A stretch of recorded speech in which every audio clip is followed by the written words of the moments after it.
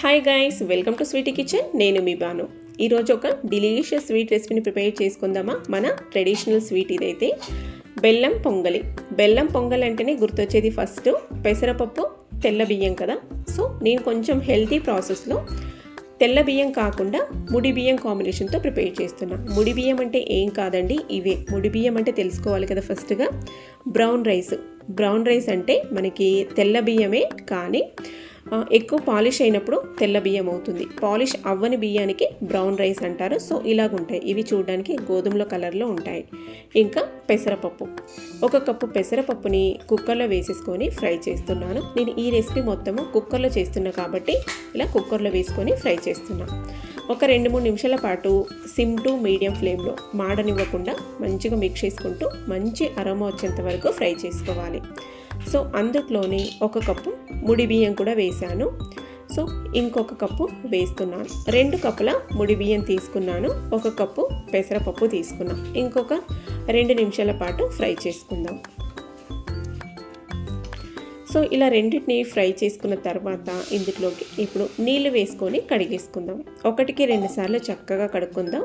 So brown రైస్లో dust ఎక్కువ ఉంటుంది, అంటే పాలిష్ ఎక్కువ అయి ఉండదు కదా, కొంచెం దుమ్ము అనేది ఎక్కువ ఉంటుంది. అందుకే బాగా కడిగేసుకుందాం. ఇప్పుడు ఇందులోకి 1/2 కప్పు పచ్చి శనగపప్పు వేస్తున్నాను. సో 1/2 కప్పు పచ్చి శనగపప్పు వేసేసాను. ఇవి కూడా కడిగి వేసాను చూడండి. ఇప్పుడు నీళ్ళు అయితే యాడ్ చేసుకుందాం. 2, 3, 4, 5,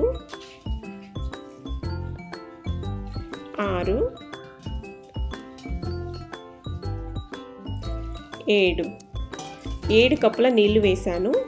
సో మనము పప్పు 1 కప్పు అండ్ బియ్యం 2 కప్పులు, 1/2 కప్పు పచ్చిశనగపప్పు తీసుకున్నాం కదా. సో 6 కప్పులు వేసుకున్నా కూడా సరిపోతుంది. అండ్ కుక్కర్ పొంగకుండా ఉండడానికి నేను ఇక్కడ ఒక బౌల్ వేసాను. ఇలా చిన్న బౌల్ వేసాను. 1 టీ స్పూను నెయ్యి వేసాను. సో నీళ్ళు 7 కప్పులు 8 కప్పులు కూడా వేసుకోవచ్చు, కానీ తర్వాత మనము చూసి యాడ్ చేసుకోవచ్చు, కన్సిస్టెన్సీ చూసి. కొంచెం నెయ్యిని ఇక్కడ విజిల్కి కూడా లోపల సైడు రాస్తున్నాను పొంగకుండా ఉండడానికి. నాకు ఈ విజిల్ బాగా ఎక్కువ ఇబ్బంది పడుతుంది, ఈ కుక్కర్ అయితే పొంగుతూ ఉంది. సో అందుకే ఇలా రాసేసాను ముందు జాగ్రత్తగా. ఇప్పుడు ఉడికించేసుకుందాం. ఒక 2-3 విజిల్లు వచ్చేంత వరకు ఉడికించుకుంటే, చూసారు కదా ఇలాగొచ్చాయి. సో ఇప్పుడు ఇందులో ఉన్న బౌల్ తీద్దాము. చాలా బాగుంటుంది. నార్మల్ వైట్ రైస్ పొంగల్ కన్నా ఈ బ్రౌన్ రైస్ పొంగల్ అయితే టేస్ట్ సూపర్ ఉంటుంది. ఈ మొత్తం మీరు వాటర్ వేసుకున్నాం కదా, ఈ నీళ్ళ ప్లేస్లో కావాలంటే కొబ్బరి పాలు వేసి చేయండి, అవైలబుల్ ఉంటే ఇంకా బాగుంటుంది టేస్టు. అండ్ బెల్లం వేసాను నేను ఇక్కడ ఒక 2 కప్పుల దాకా వేసాను, కావాలంటే తర్వాత వేసుకోవచ్చు. అండ్ 2.5 కప్పుల దాకా వేసుకున్నారంటే ఎక్కువ స్వీట్గా వస్తుంది. 2 కప్పులు అంటే ఓకే, మైల్డ్ స్వీట్గా ఉంటుంది. సో నేను ఇక్కడ 2 కప్పుల బెల్లం వేసేసి ఇలా మిక్స్ చేస్తూ ఉన్నాను. ఆ వేడికి బెల్లం మెల్ట్ అవుతుంది కొంచెము. ఇలా వేసి బాగా మిక్స్ చేద్దాం. ఇప్పుడు కన్సిస్టెన్సీకి సరిపడా ఇంకో కొన్ని నీళ్లు వేస్తాను. అంటే పొంగల్ ఇప్పుడు బెల్లము ఉడకాలి కదా, కొంచెం ఉడికి మళ్ళీ దగ్గర పడుతూ వస్తుంది. అందుకే మళ్ళీ ఒక 2 కప్పుల దాకా నీళ్ళు వేసాను. మొత్తం అప్పుడు ఒక 6-7 కప్పుల నీళ్ళు వేసాను, ఇప్పుడు ఒక 2 కప్పులు వేసానండి. ఇలా నీళ్ళు వేసేసి అంతా మిక్స్ అయ్యేలాగా అడుగు అంటుకోకుండా బాగా అడుగు భాగం నుండి బాగా మిక్స్ చేసేసి, చూసారా ఇలా ఉడికించుకోవాలి. బాగా ఉడుకుతుంది. ఇదైతే ఒక ట్రెడిషనల్ స్వీట్ రెసిపీనే అని చెప్పొచ్చు. చాలా ఈజీ ప్రాసెస్ అండ్ టేస్ట్ కూడా సూపర్ ఉంటుంది. ఇలా బాగా ఉడికింది కదా, ఇప్పుడైతే ఇంకా మనము ఇది దగ్గర పడి వచ్చింది. స్టవ్ కట్టేసేసుకోవడమే, అంటే పొయ్యి ఆఫ్ చేయడమే. నేనైతే స్టవ్ కట్టేసేసి ఇప్పుడు దీనికి ఇంకొక పొయ్యి మీద డ్రై ఫ్రూట్స్ని నేతిలో వేయించేసుకుందాం.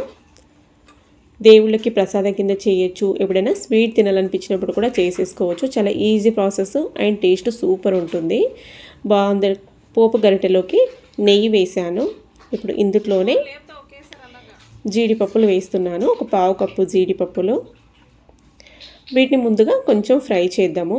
అన్నీ ఒకేసారి వేసుకుంటే ఇవి తొందరగా వేగవు, కిస్మిస్లు అవి తొందరగా వేగిపోతాయి అన్నట్టు, కలర్ చేంజ్ అయిపోతాయి, మళ్ళీ మాడిపోతాయి.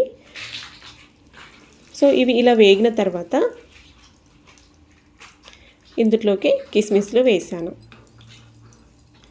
ఒక పావు కప్పు కిస్మిస్లు వేసేసి వీటిని కూడా మంచిగా ఫ్రై చేసేసాను. చూసారా, పైన మనం ఇలా నేతిలో వేయించుకున్న డ్రై ఫ్రూట్స్ని నెయ్యితో సహా వేసేసుకొని వేడిగా సర్వ్ చేసుకొని దేవుడికి నైవేద్యం కింద పెట్టేసి మనం కూడా తింటూ ఉంటే సూపర్ ఉంటుంది. నాకైతే చాలా ఇష్టం ఇది. వేడిగా బౌల్లో సర్వ్ చేసేస్తూ ఉన్నాను పిల్లలకి. సో రెసిపీ నచ్చింది అనుకుంటున్నా. నచ్చినట్లయితే తప్పకుండా ఒక లైక్ చేయండి అండ్ ఫ్రెండ్స్ ఫ్యామిలీ మెంబర్స్కి షేర్ చేయండి. ఇలాంటి మరిన్ని హెల్తీ రెసిపీస్ కోసం స్వీటీ కిచెన్ని ఫాలో అవ్వండి. నెక్స్ట్ మళ్ళీ ఒక హెల్తీ రెసిపీతో కలుద్దాం. బాయ్.